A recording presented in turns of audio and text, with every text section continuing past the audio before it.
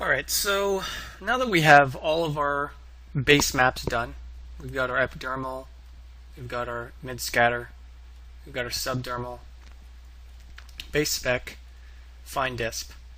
Now that we have all these done, most people would say, hey, I'm done with these maps, let's go to look dev, let's go. We're ready to rock. But I wanted to go an extra step further and add some weathering to her. I think this is something that is necessary in order to get a little bit more believability. For this character, I wanted to make her look a little bit grungier, so she's been out in the elements, hasn't washed her face, a bit greasy and grimy. I think it would add to the flavor of the character. And not to mention, make her look a lot less perfect than the current textures will do without that. So the first thing I want to do is I want to add some just dirt on her face. And there's a bunch of ways that I'm going to do this. The first method is I'm going to basically create a tileable texture in Mari and then mask it out. So the first thing I want to do is go to my procedurals here, and I'm going to look for the tiled under the pattern. And I'm going to load a tileable texture, like so. So I think this is going to work well for me. I'm going to increase the tile frequency, a little bit finer. And from here, I'm going to do a couple color corrections and grades. Because I don't necessarily want it to look like this. This is the basically the dirt that's going to be on her face. So I want to dial it into more of a dirt tone.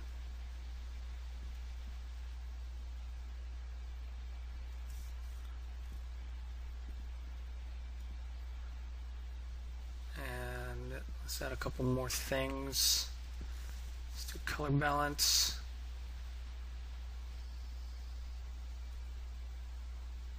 Like so. And again, this is all just, working on the fly, just trying to get something that you have in your head that you want to come out. So this is getting closer.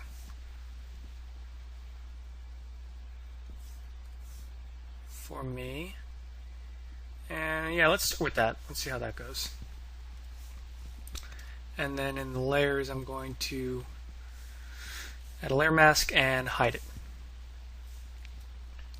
So there's a couple ways I can reveal this dirt. The first way is basically to just take a brush, making sure that you have your mask selected, taking,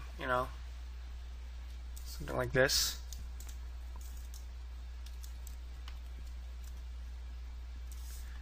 And making sure you have white selected. You just stamp it down like so. And then you can just go in and continually change the brushes to get some interesting looks.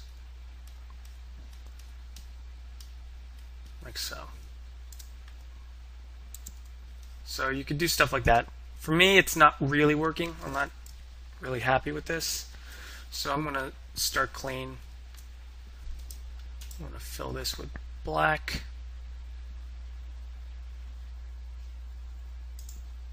Start over. And what I'm actually going to do is I'm going to grab my fine displacement and I'm going to duplicate it. And I'm actually going to put this in my mask. Just drag it in. So now this is acting as a mask for me. So if I go back and hide, you can see that we're getting an even coverage of dirt on her face. And it's actually looking pretty cool. However, obviously it's all over. And if I were to go back into here and toggle on the fine disp, what I want is I actually want it not to be in the crevices. I want to think of it as dirt that's brushed along the surface of her skin and missed some of the crevices. So basically wherever it's darker, I want it to be lighter. And that's exactly, I think, what is happening. Yeah. So it's actually doing exactly what I want right off the bat. So from here, I'm actually going to do another levels to kind of bring some more of this out so it's not perfectly even flat dirt, like so. And then I'm going to go and so in this new version of Mari, what's really cool is I can group this. So I'm going to group these layers. I'm going to call this dirt from disp. And I can actually now mask out this folder, whereas before I wasn't able to do this. However, I don't want it to reveal. So I'm going to remove this mask and I'll actually just right click and then hide it by default. And then with that mask selected, let me take a soft brush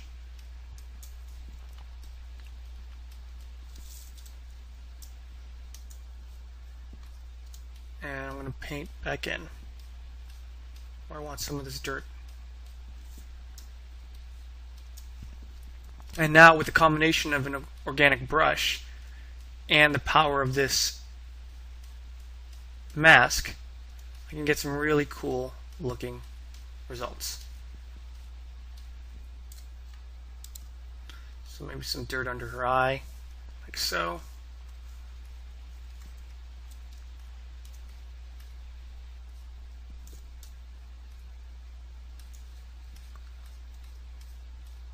Some dirt on her forehead.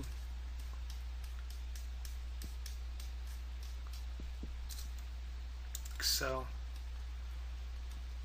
And then painting into maybe some of the creases.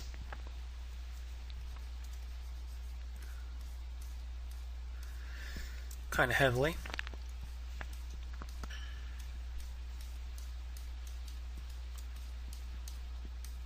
Like so. Starting to bring some of this out.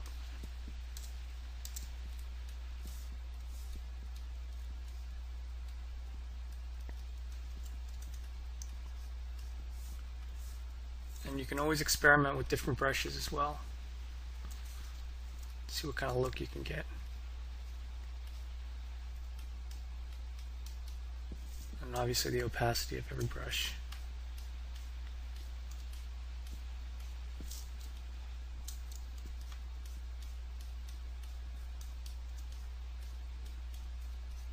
Just sweep it across.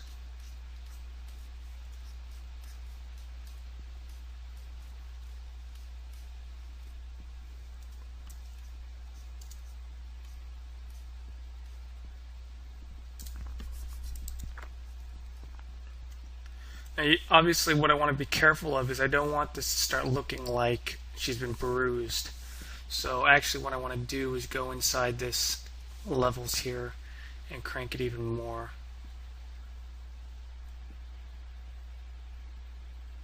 Like so. So now it's just really just getting on the tops. And the nice benefit of this is that the reason I'm also doing it in these areas is because these areas are also much more difficult to see at certain angles if you don't have proper reflection and displacement from the lighting showing. So I'm actually doing this also because I want to cheat some of this detail that I've spent a lot of time doing, and I want to cheat it in there by the way of how the dirt reacts to the skin. And so even in areas where it may come out kind of flat, I'm getting some of that detail to read. So you can see some of that dirt coming through, which is kind of a nice added bonus. So dirty on her chin.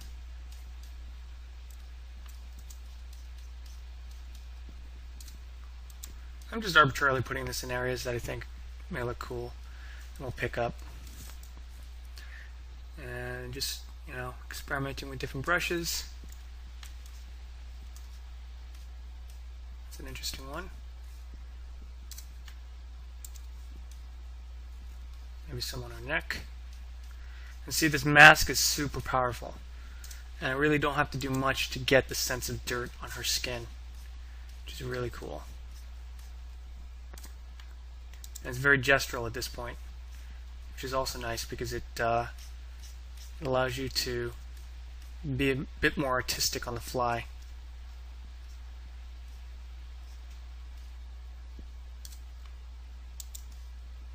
There. So now we're already getting some really interesting dirt on her face. So if we were to go back to the layer and tile this off.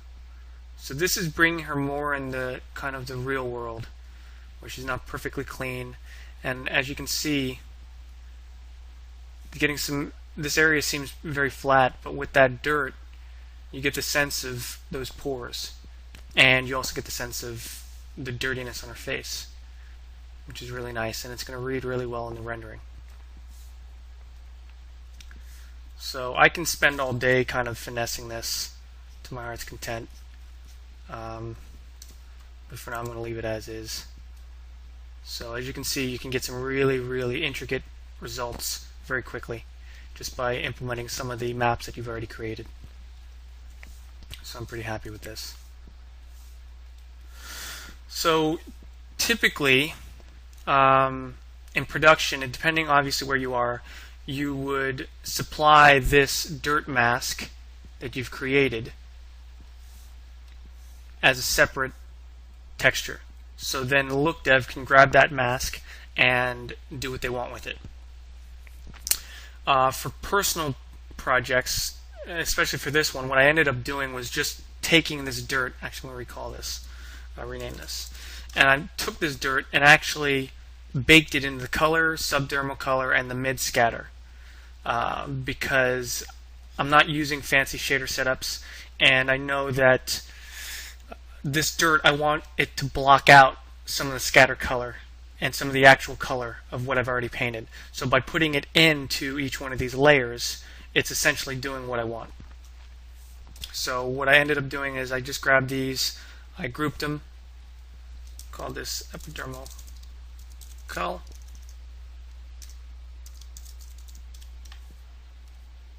And then for the mid scatter, I ended up putting a group as well. And then taking this dirt, copying and pasting it, and putting it into the mid as well. And then did the exact same thing for the subdermal. Group it, subdermal color. And what I found in the Arnold renderer is that I kind of had to crank it up a bit in the subdermal to block out exactly what I wanted, because as you can see, it's very, very subtle. So what I ended up doing was just copying and pasting it a few times to get more of the tone. And I've actually ended up turning saturation down all the way, because I essentially want it to be dark.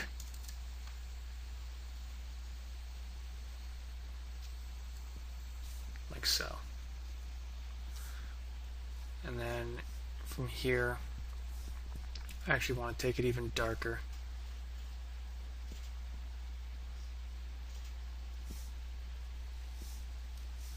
And again, this is just experimentation. What I've ended up doing through trial and error. So it looks something like that. So that way, actually this might be too much from what I originally did. So maybe halfway of the third one. So this is what my subdermal ended up looking like. So it's blocking out all that subdermal color where the dirt is, which is what I want. And then in the mid-dermal, I actually did the same thing, just duplicated one more time, so it's a bit more prominent. And then the epidermal, I left it as is. So as it goes down through the layers, it's blocking out that warmth from each of the subdermal layers, so I can get that sense of dirt on the skin, and it's also blocking out the scatter. Obviously, there's a bunch of ways you can do this. You can supply this mask into the shader itself. However, again, like I said, my setup is very simple, so I'm just relying mainly on the maps and the basic settings that this Arnold Skin Shader provided. So this is a nice, easy way to get dirt on the face. Obviously, you can go even further. You can do dirt that's not reliant on pores. You can do dirt that maybe was, she rubbed on her face, and you can use a bunch of different images that I have here. Something like this that kind of smudges, and manipulate images like these and those. So it's kind of up to you with how you want to put the weathering, the dirt detail on top. But I find that you get some really nice detailed results when you put the dirt in conjunction with the surface detail of the skin. So from here, I want to go before I continue, so I did the same thing in the spec as well. So I have the base spec, and from here I did the exact same thing. I grouped it, base spec, copy and pasted the dirt, put it in here, and then I crank this down as well.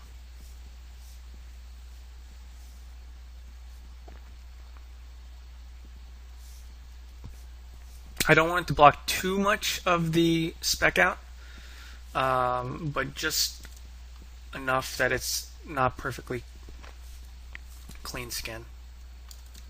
I'm just going to duplicate this a couple times. So this is essentially what I would do in Photoshop. I would do the exact same thing. So I'll group this again.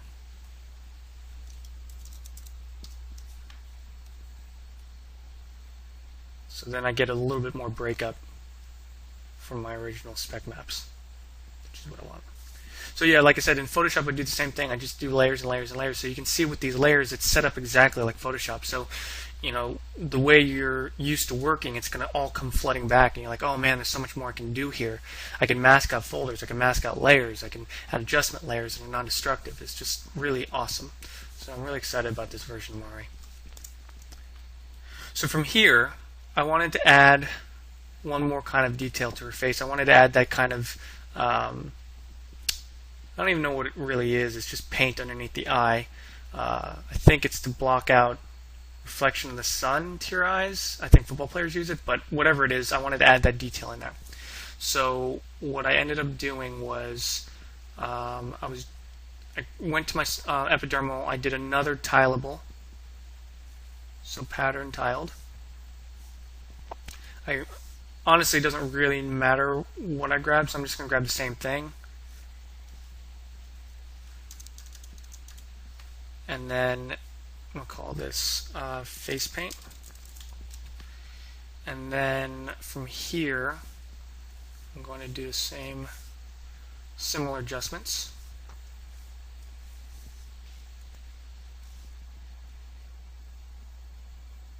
I just want it to be pretty dark. I'm going to start with this.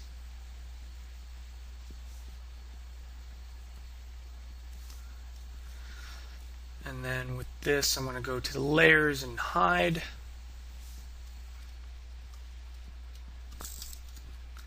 And from here, I'm going to grab a paint stroke that I like. Something like that. I'm just going to position it and paint it in. Like so.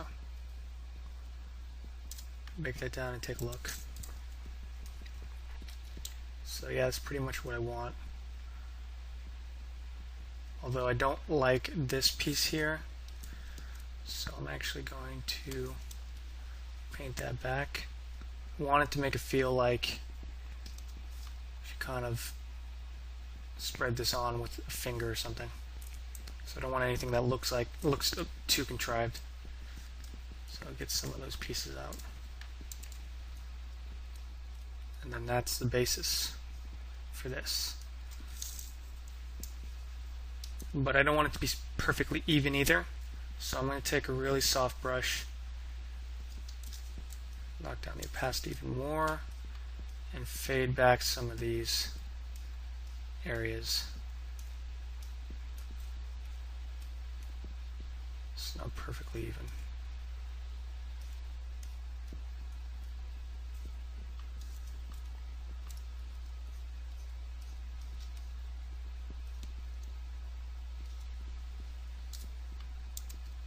There.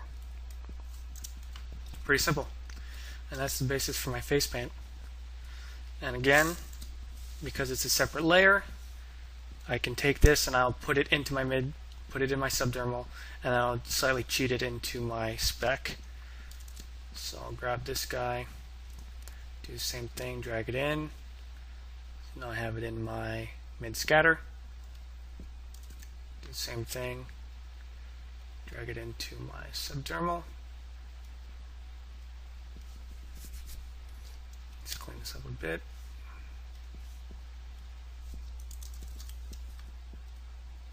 So now it's in my subdermal. Oh, that's interesting.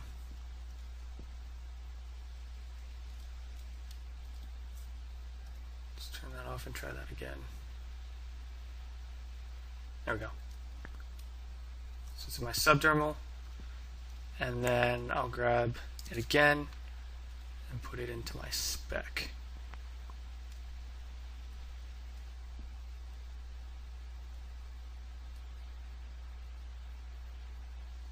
Like so.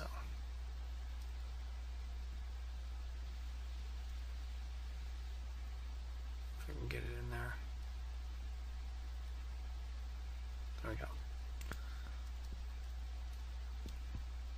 So in the spec,